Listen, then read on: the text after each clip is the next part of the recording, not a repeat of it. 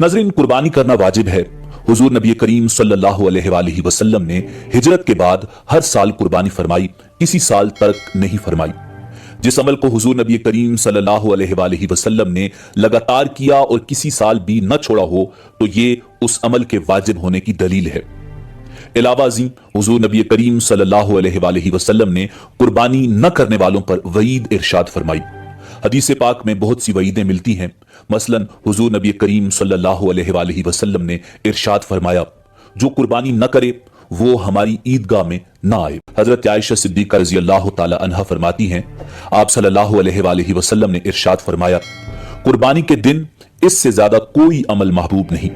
कयामत के दिन कुर्बानी का जानवर सींगों, बालों और खुरों के साथ लाया जाएगा और खून के जमीन पर गिरने से पहले अल्लाह ताला के यहां कबूलियत की सनद ले लेता है। इसीलिए कुर्बानी खुशदिली से करो।